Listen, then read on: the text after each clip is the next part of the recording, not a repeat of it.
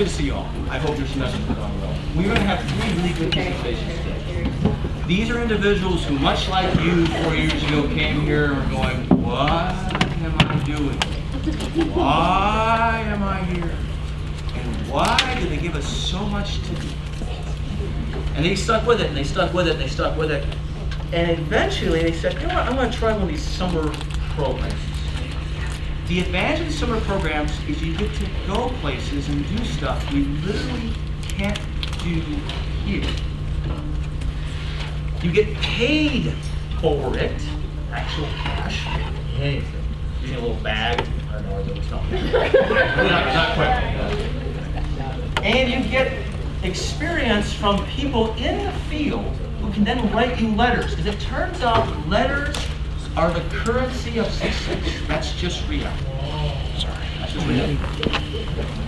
If you are a non-senior, pay attention to these folks because you can become them. We all have that opportunity. So, I'm done. Allie's going to lead off. Allie's going to tell us about what she did at the IU School of Medicine in their neurosciences division this summer. She is going to talk for about 15 minutes, and then we'll have the next 2 come up. When we're all done, all 3 are finished, feel free to ask questions. It's not a problem. So thank you so much.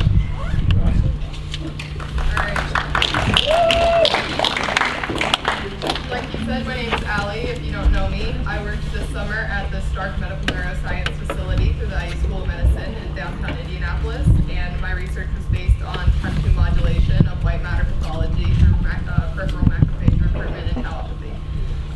So to kind of explain that a little bit, white matter is found in the deeper subcortical tissues of the brain. It contains axons, which are extensions of neurons, and these axons have a type of sheath covering called myelin, which give them the white appearance. It protects the nerve fibers from injury and improves the speed and transmission of electrical nerve signals along the axons. Tauopathy. So tauopathies occur in any neurodegenerative disorder like Alzheimer's disease when tau protein gets misfolded and there become abnormal aggregations of these tau proteins in the brain. So Alzheimer's disease, there are 2 types of Alzheimer's disease, each with their own characteristics. However, overall, Alzheimer's causes a continuous decline in thinking and behavioral skills that worsens over time, causing severe cognitive impairment.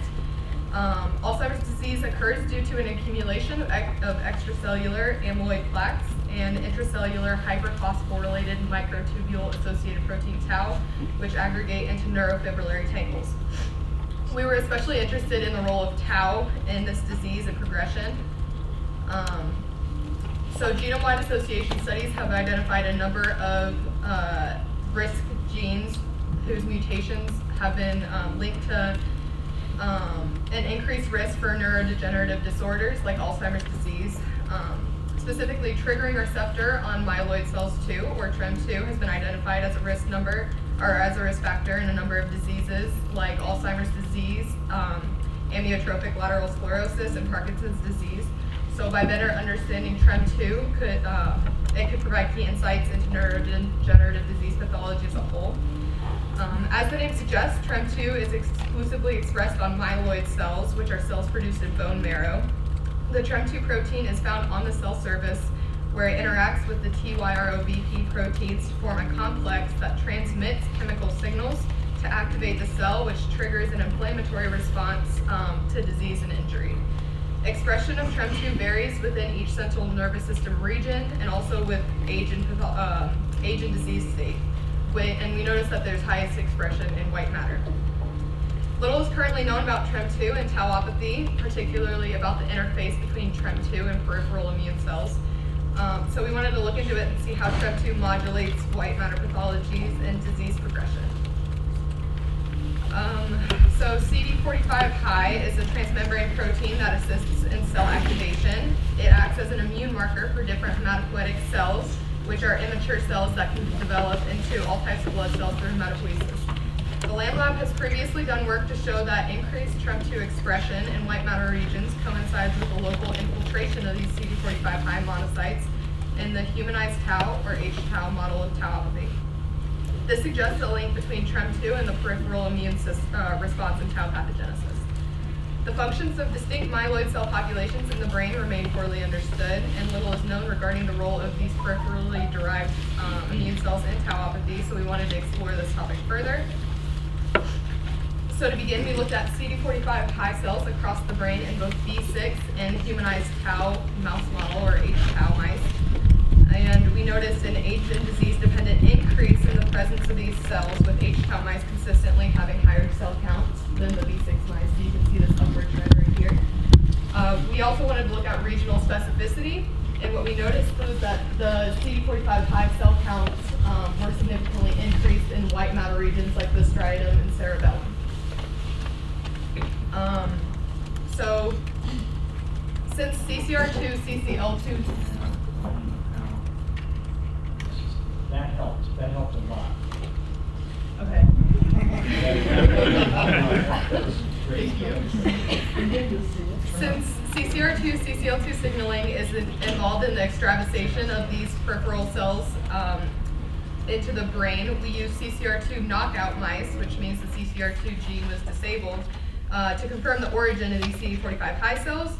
So on the left, you can see in the CCR2 knockouts that the cell counts of the CD45 high numbers are ablated. And on the right, it's kind of hard to see, but this is the choroid plexus right now, right here, and these green dots right here are the CD45 high cells. So you notice that they are in the choroid plexus, which is a common entry point into the brain, but they never actually extravasate into the periphery.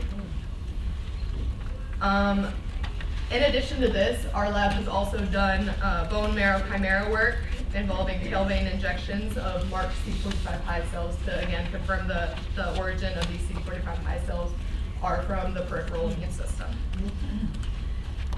Next, we are interested in seeing the pathological outcomes of these CCR2 deficient mice. And so on the left, we saw increased AT8 staining, and AT8 is a stain for late stage phosphorylated tau epitope. So these little dots in the striatal fiber tracts are indicative of worsened pathological outcome.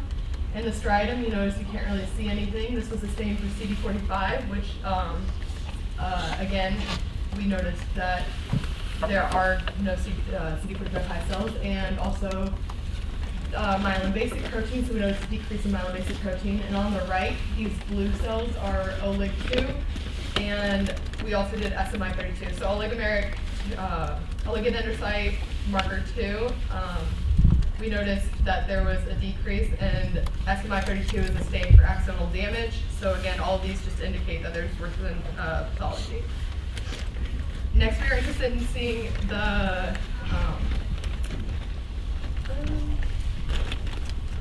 okay, so knowing that TREM2 can mediate immune response, we decided to look into how it mediates the peripheral immune system and see if there's any crosstalk, which is when components of one signal transduction pathway affect another.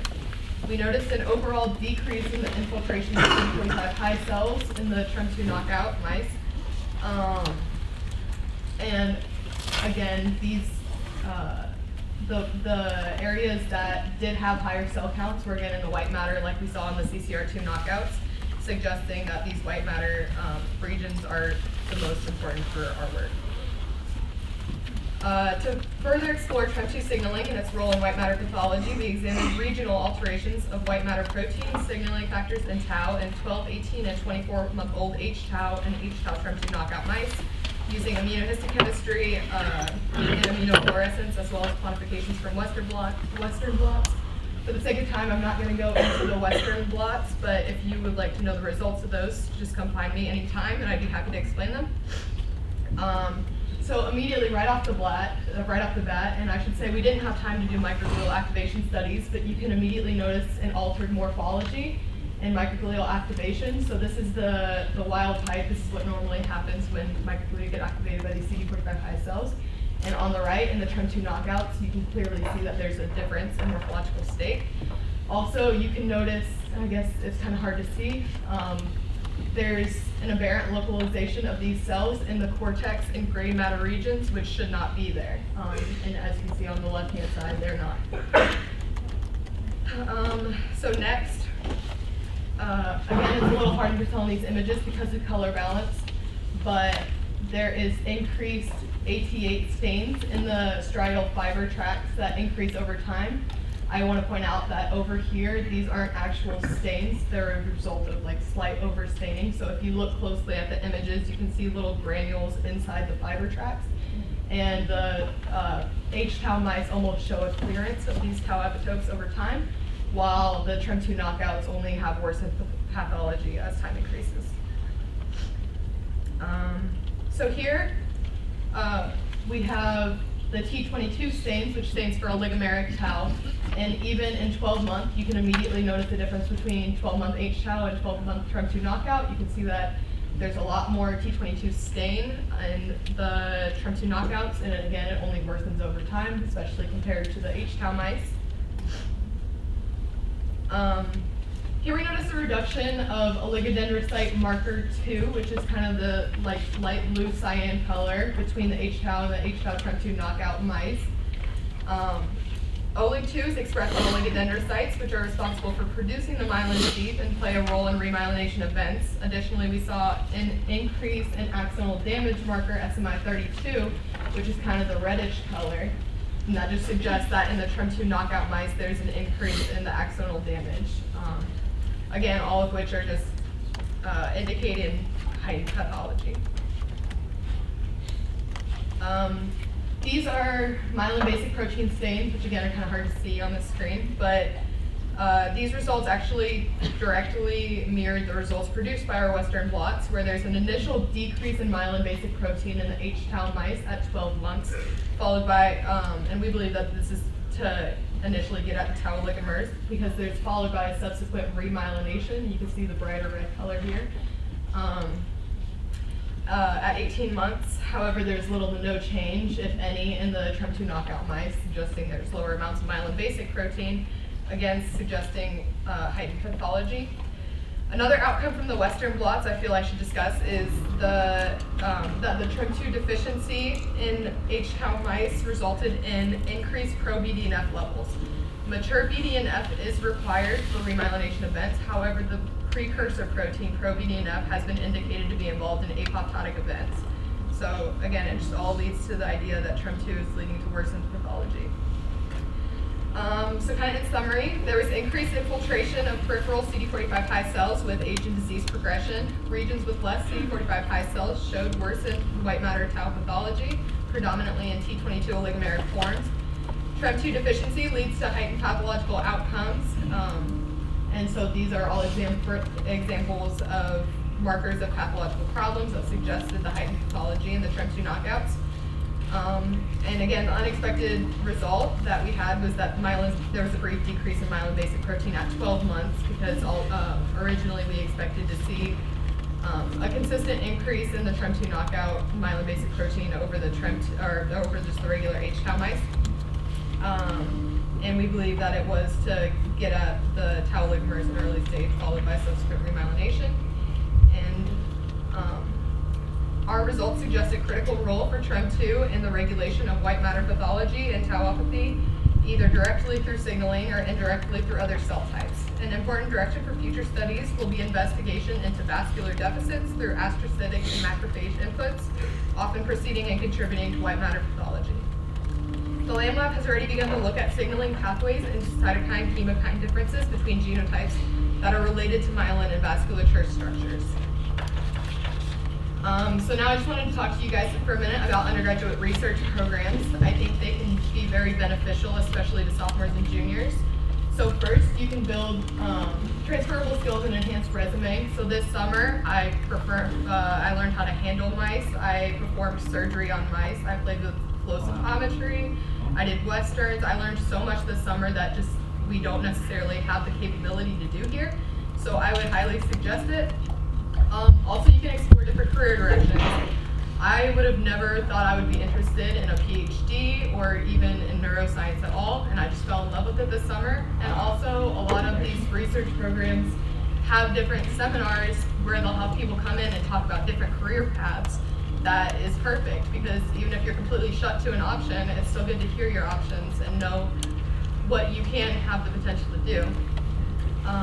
You also get to practice presenting research. So this summer, the Stark Medical Neuroscience Research Facility had the Stark Summer Science Symposium where I got to present the research I did all summer to graduate students and postdocs and just hear really honest opinions about what I should do differently. And it's just really good practice for the future, especially for those of you who are interested in graduate school. And again, you just get this awesome experience that you get to explore new cities or just different areas of research that you wouldn't get the chance to otherwise.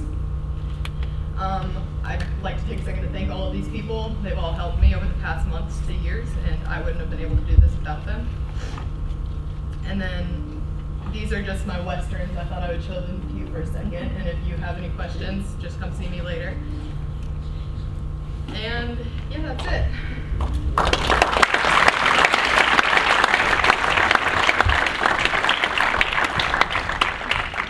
I get to introduce two of my students. Are you going first? Sure. Nate Fodrell is an actuarial science major. He's done internships for 2 summers at Auto Owners. He's passed 2 actuarial exams and is studying for the 3rd one. And he gets to work at Auto Owners the day after he graduates, I suppose, maybe January. He graduates in December and he goes to work for Auto Owners. He is followed by Matt Whitaker, who's a math major. He's also done 2 internships. Last summer, he did an internship with the United States Air Force, and he can't tell us everything he did there, but he can tell us some of it. So we'll hear from him after we hear from Nick.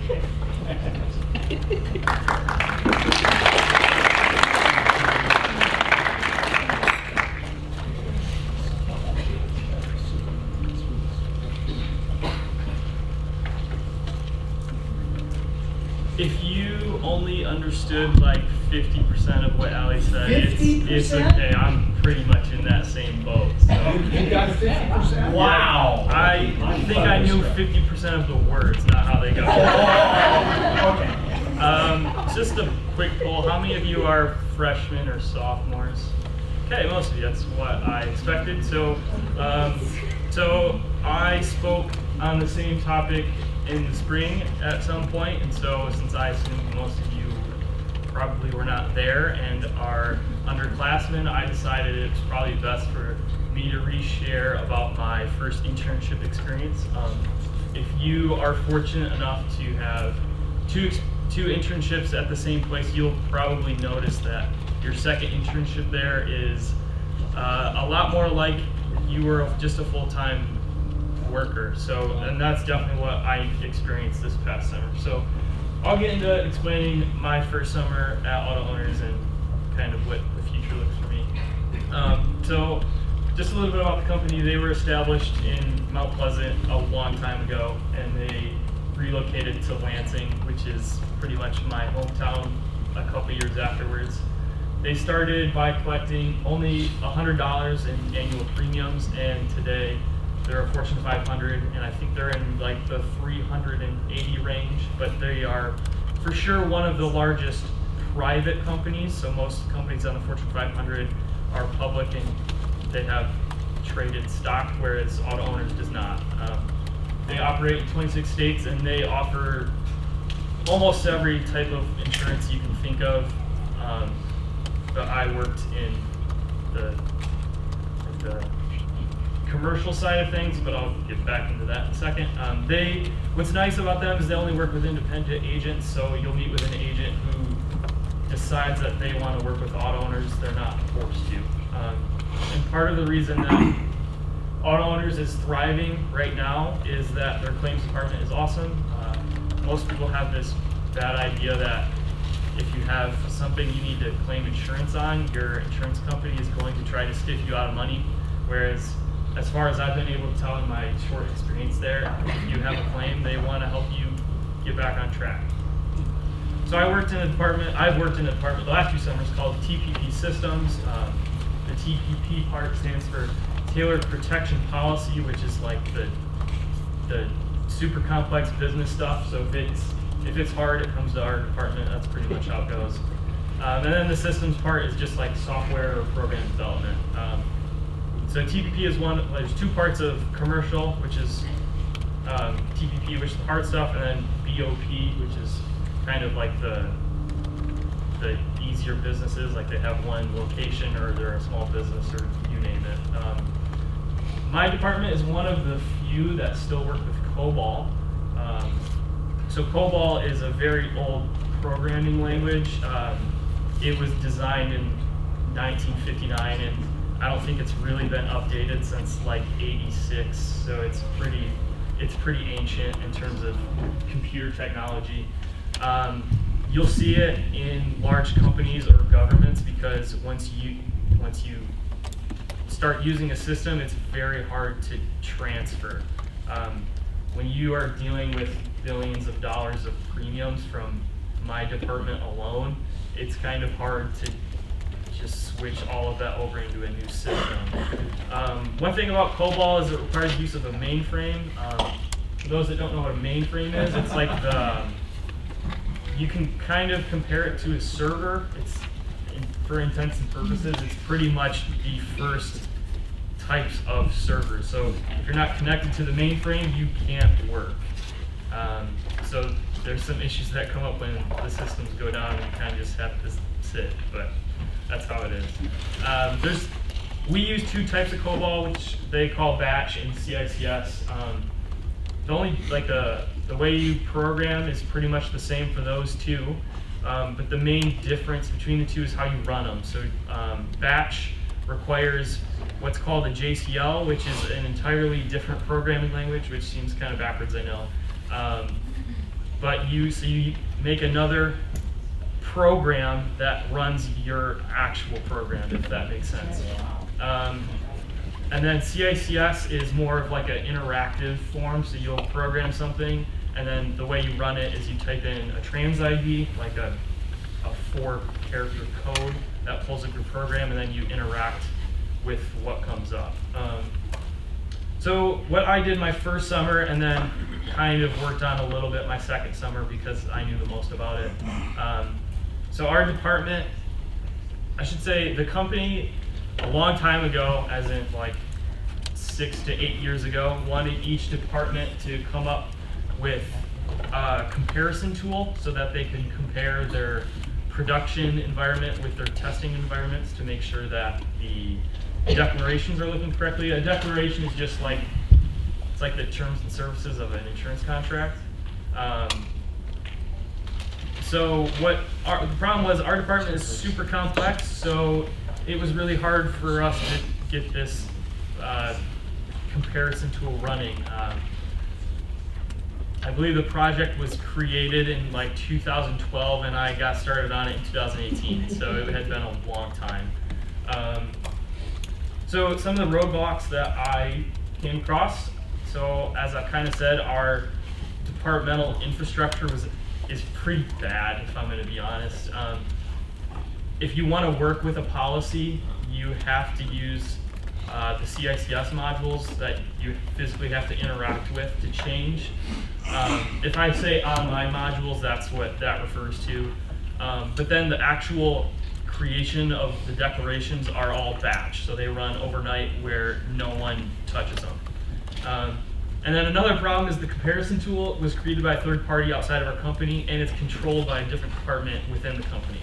So when I was ready to implement the comparison part, it was a pain because I had to basically have email chains asking other people to do their part.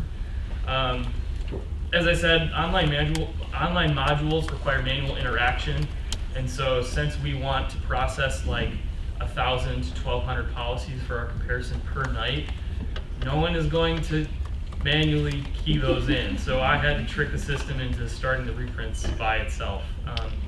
The other problem is when you're an intern, you don't really have access to the production environment for obvious reasons, so that you don't mess something up pretty badly.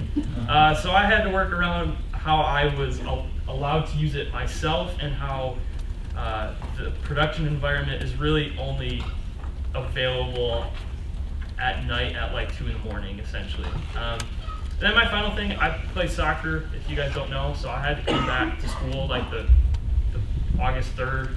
So I got out the middle of May and had 12-ish weeks to do training, kind of understand how to program, and then figure this whole project out that no one in the department was able to put enough time to in the 6+ years that the project had been around. So I came up with a really weird solution. So I basically split my programs into 2 sections. The first part was overnight, where I could access all the production information. I basically wrote a script that copies a random selection of policies and moves them down into the test environment. Then my script copies those decks for those randomly selected policies, moves them to a file that I had access to, and then copy randomly selected policies into the test. The second set was a lot more complicated, so I had to create a special CICS module that required no interaction, which would link to the modules that do require interaction and essentially trick the online modules into thinking that I am physically typing commands in. So all of the policies that I copied down into test were reprinted so we could see the decks again, and then they were moved into their own file, and then those 2 files, the files with the testing decks and the production decks, were sent to the compare tool, which required me to learn about what are called NFM plans, which are essentially like a Windows command that you can run through a mainframe.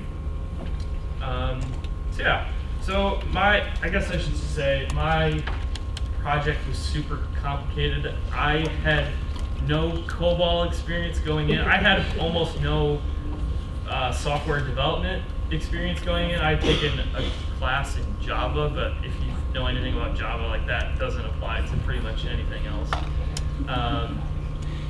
So I had to pretty much learn an entirely new language and way of thinking in 12 weeks and be able to use it pretty proficiently. So I guess just some tips that I have for when you guys start looking for internships, if you do, which I highly suggest you do. Internships aren't really about how much, I would argue that internships don't really, like how much knowledge or skill you have right now, it doesn't really matter. It's more about how much potential you have. As I said, I had no experience and they thought I would fit, so they took a chance on me. So I went from no experience to I was rehired for this past summer, and then now I have a full-time job in my same department. Some other tips: apply early. So my freshman year, I applied for like 4 or 5 places. I didn't hear back from a single one. And then like my sophomore year, I applied at 4 or 5 different places in September, and I didn't hear anything until December. But if the earlier you apply, the better chance you have of getting your name out there before their openings are filled. If you're interested in an internship this upcoming summer, like I suggest you start applying now. Don't wait until the last minute. Not only does it show that you are intentional and want the opportunities, like they have a limited number of availabilities.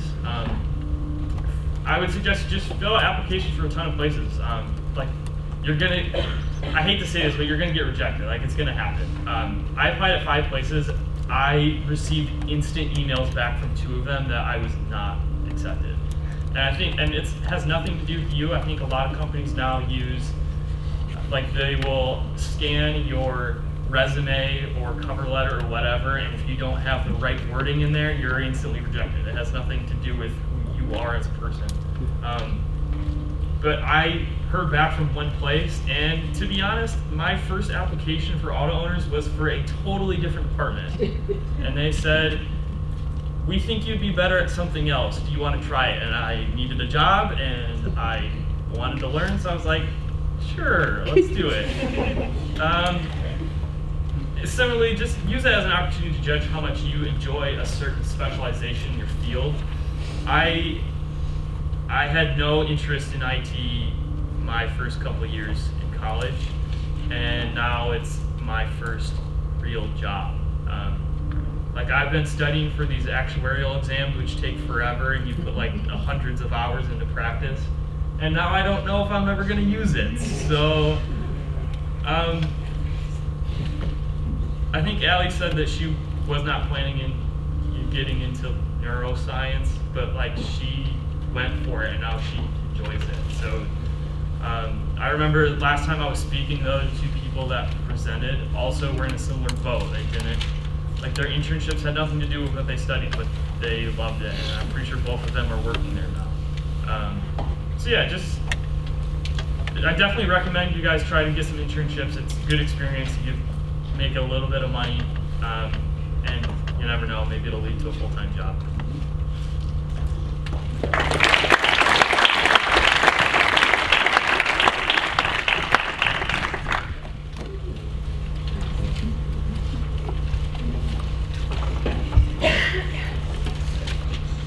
Hi.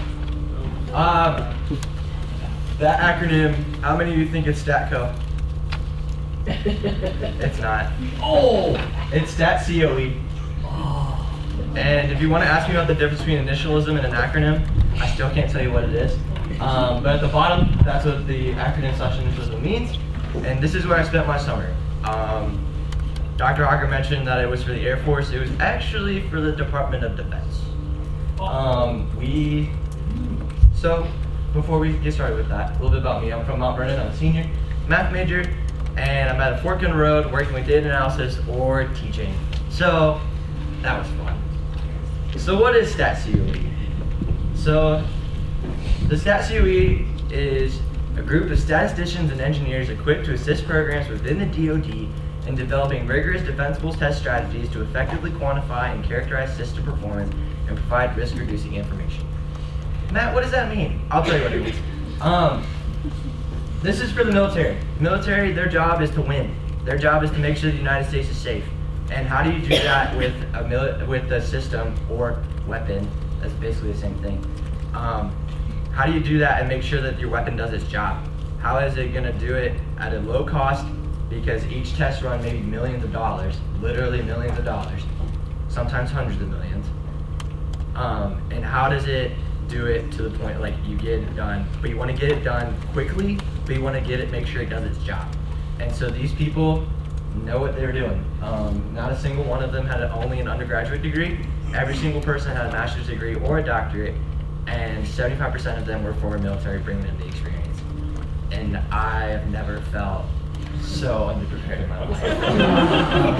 But it's okay, because I was not alone. Because there were 3 other interns, and as you can see on the second bullet, I was on the base every single day. I would drive from my uncle's house to the base, show him my pass. The military person would stand there, look at it, have my license with it, and say, "You're good to go." And I've never felt more scared in my life. That first day, I was like, I'm toast. But it was so much fun. I was like, I feel so special, especially when the days where they were like running testing.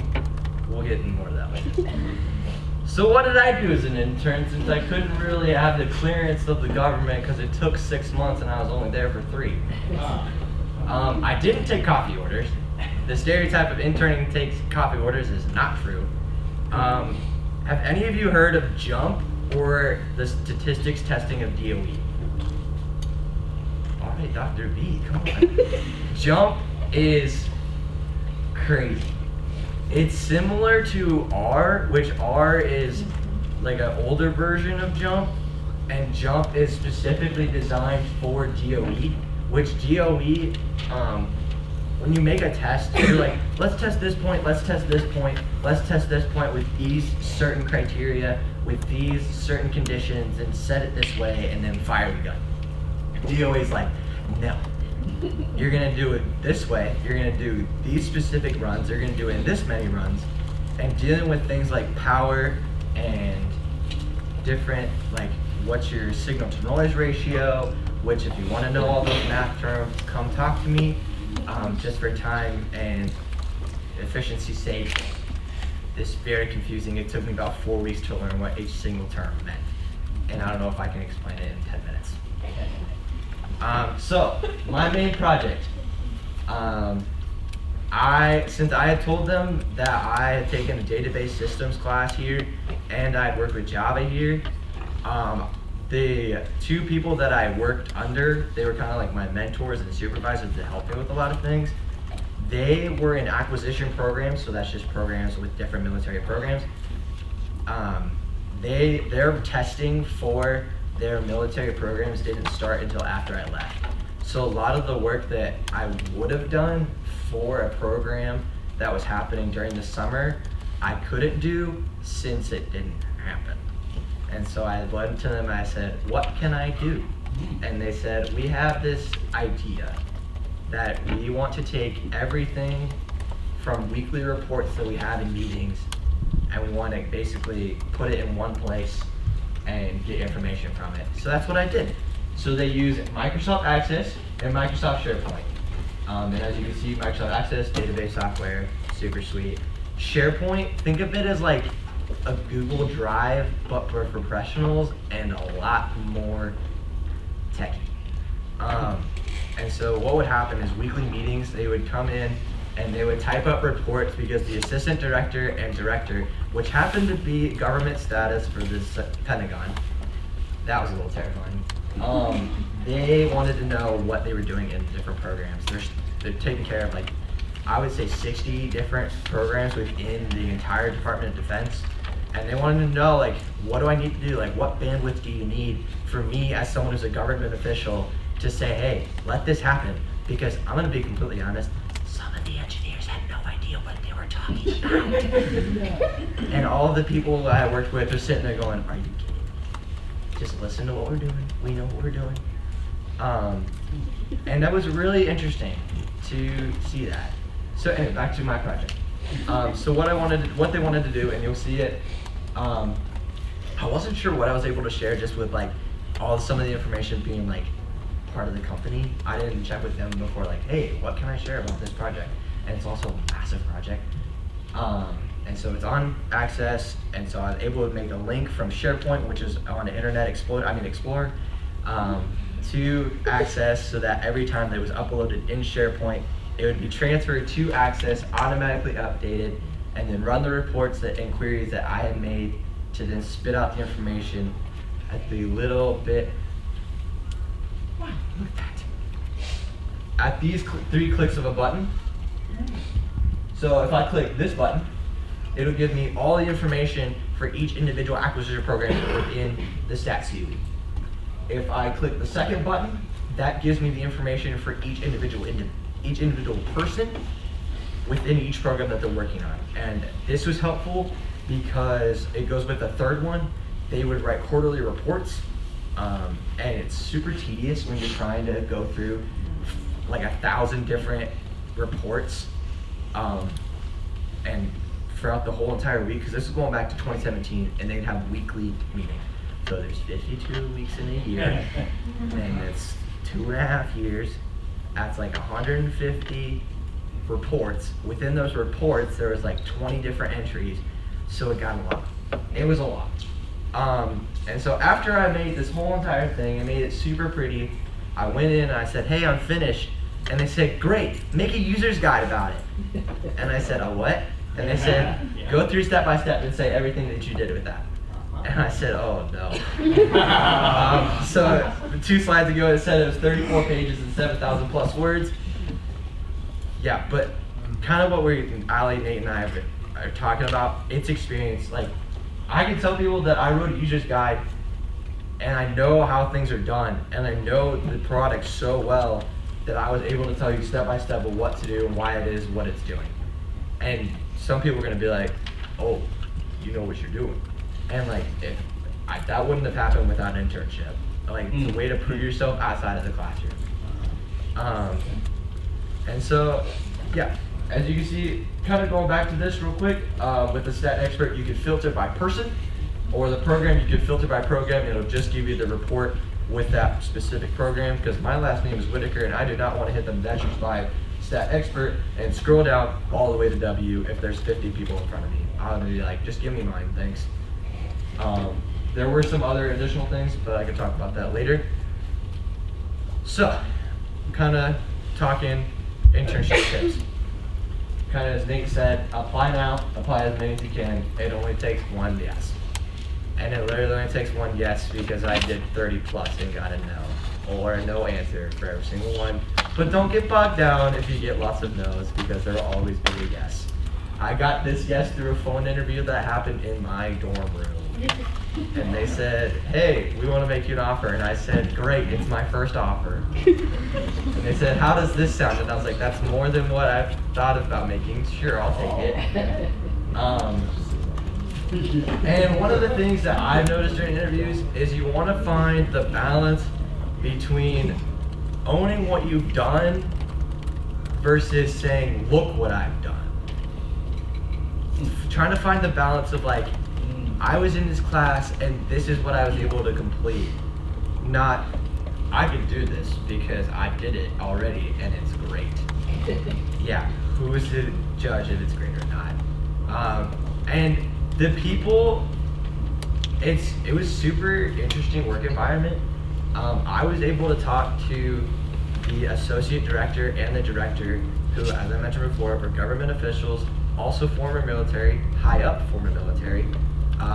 The director was a former lieutenant colonel. The other was a Air Force Academy professor. And so they're very smart, very knowledgeable. They were in the military for like 25 plus years. And I was able to just like see them in the hallway and talk to them and like they would have a conversation. And I think like just because you're an intern doesn't make you less than an employee there.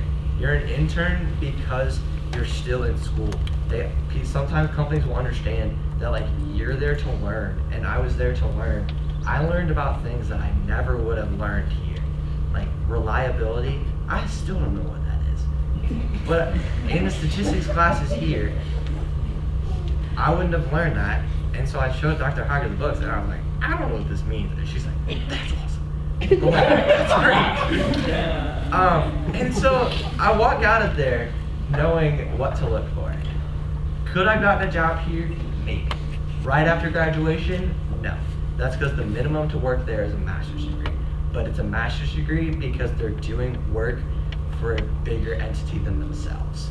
They're doing work for citizens of the United States.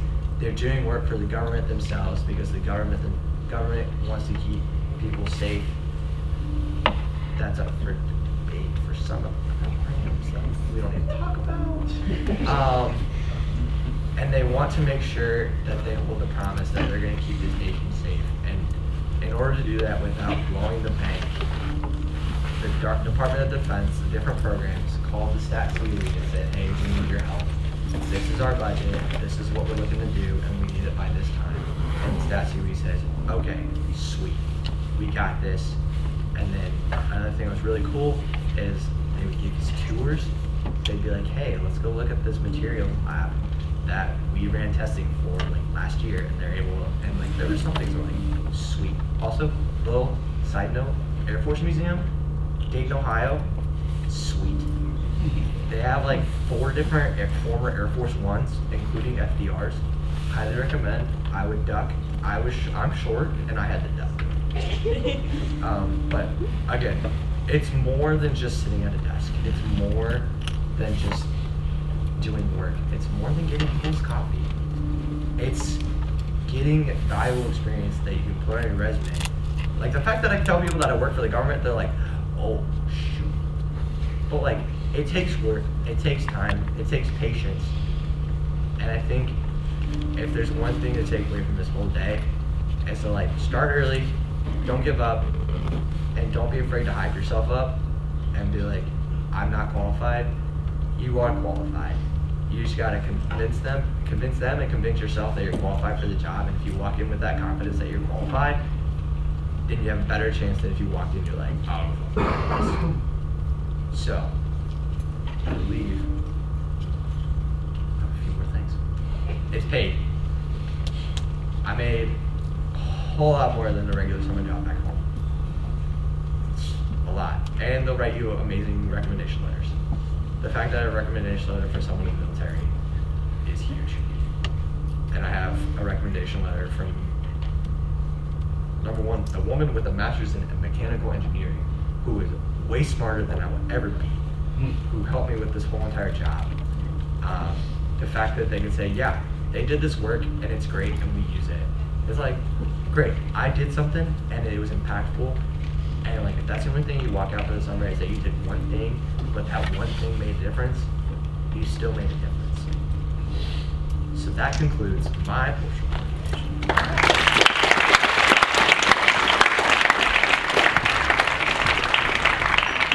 With our remaining time, any questions for three speakers?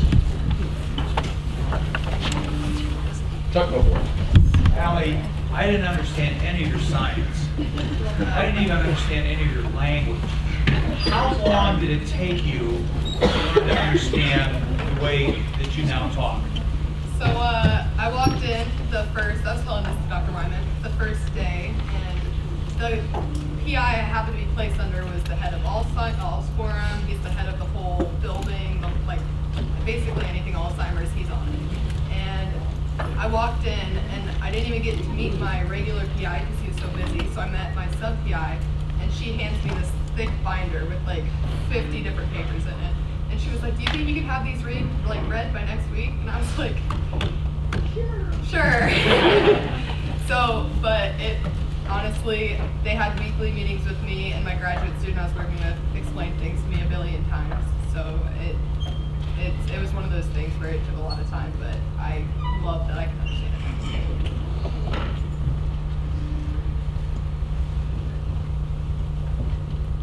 So when you're doing like internship with me, where did you guys find over like 30 places to apply? I applied to 30 different places. I would say LinkedIn, Indeed, Google, networking, and side note, with those internships, look for places that have family members in them, because the chances are they'll let you live there for free. So I'm from Lansing, and for whatever reason, Lansing is known for insurance of all things, and so I already knew like 5 insurance companies that had headquarters in Lansing. So the reason that I stayed home is because it made the most sense for me. So I guess depending on what you're interested in, it just takes a little bit of searching to find out like what areas around here or around the country are best for you to find jobs, I guess. Honestly, I applied to 3, and I wasn't completely sold on the idea of a summer internship, so I was thinking about working as like a phlebotomist or something else. So I applied one in downtown Indianapolis, which is the one I chose because that's my home, and it was an interesting program. I applied to one in Virginia, where my brother lives, because he has 2 little boys and I love them. And then I applied to U of M, and the only one out of those 3 I didn't get was University of Michigan. But once I did get the acceptances, I was so excited that it was just, there was no other choice. I just had to accept. One more thing, I find programs that interest you and that can help you. Like if you're a medical student or future medical student, and you see a program specifically says like for graduate students, like you don't want to take that opportunity away from someone unless you know you want to go into that. So look for ones that are specifically tailored to your desires. So. Matt, what's the coolest thing that you can't tell us? Wow. Sounds like a professor question. What's the coolest thing that I can't tell you? Alright, I got you. I was at work, which happened to be the same place where President Trump landed when he came to visit the victims of the shooting in Dayton. I can't tell you where he was, because I don't know. Oh, that was well done. Wow.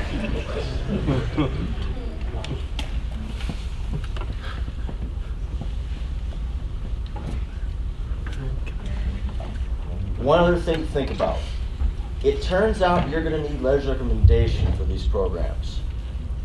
Do not wait till 72 hours before the deadline.